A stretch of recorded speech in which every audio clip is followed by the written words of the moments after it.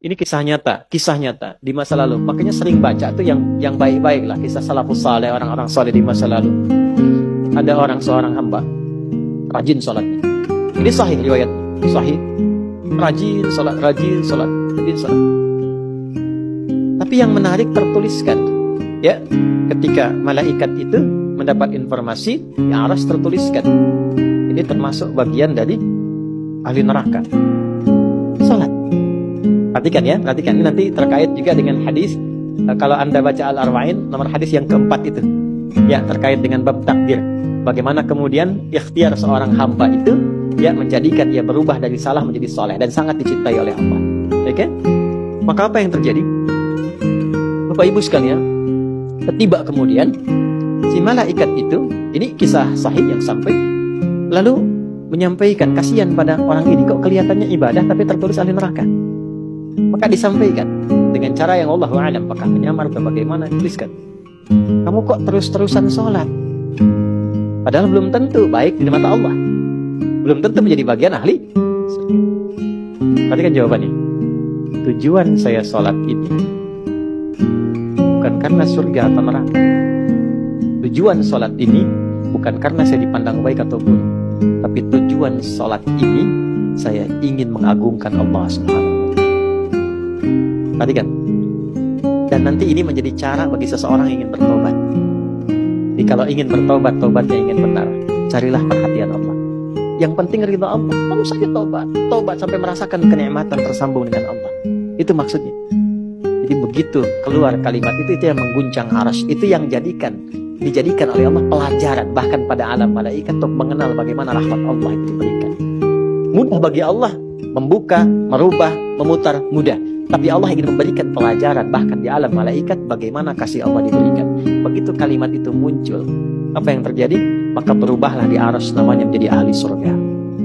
Ini riwayat sahih.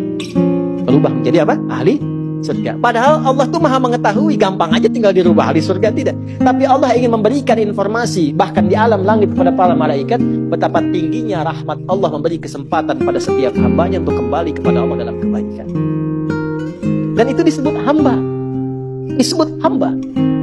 Karena itu Allah begitu mencintai ketika ada pelaku maksiat, dia pengen taubat, itu begitu dicintai dan statusnya naik lebih tinggi. Ini yang menyebabkan ayat ini turun. Qul ya ibadiyalladzina asrafu ala anfusihim. Ini yang menyebabkan itu menunjukkan rahmat Allah.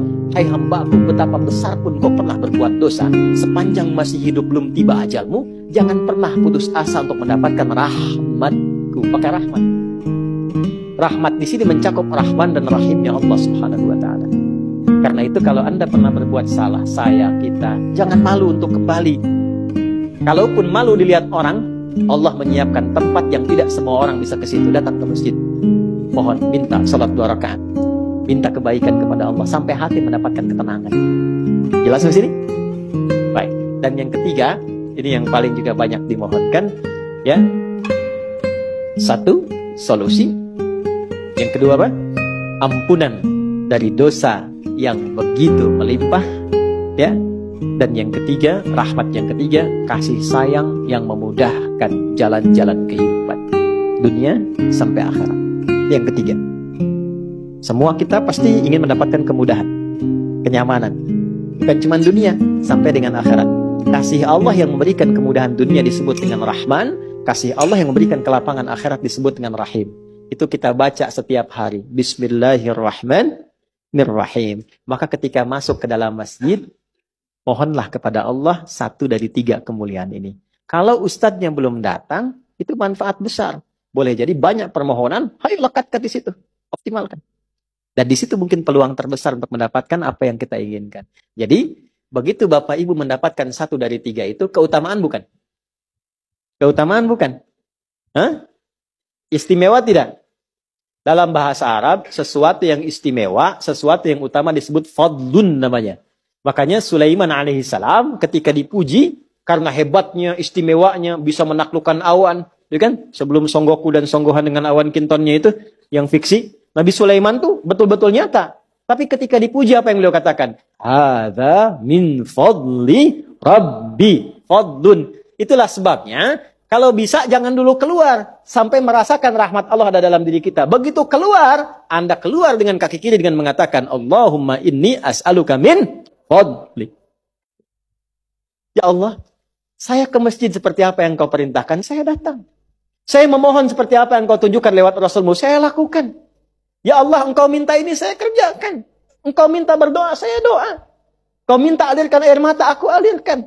Maka mohon ya Allah, jangan biarkan aku keluar dari rumahmu ini, kecuali engkau kabulkan apa yang aku mohonkan, sesuai dengan janji yang engkau tetapkan sebagai kemuliaan darimu. Ya Allah, saya mohon kemuliaan darimu. Itu rahasianya, itulah doa. Nah, jadi kalau mau doa itu, jangan sekedar dibaca. Baca bagus, menjadi ibadah. Tapi yang paling penting, tahu isinya. Sehingga itu bisa merubah diri kita jadi lebih baik.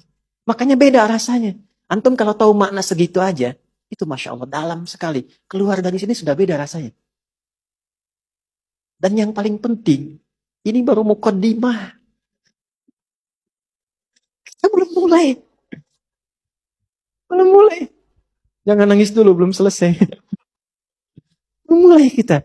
Tapi kan enak gitu ngaji begini itu. Karena apa? Dapat sesuatu. Nah itulah Islam. Jadi Islam itu bukan salihun, tapi muslih. Bukan hanya sesuai dengan eranya, tapi memberi solusi dari setiap keadaan yang dilalui. Punya tata nilai.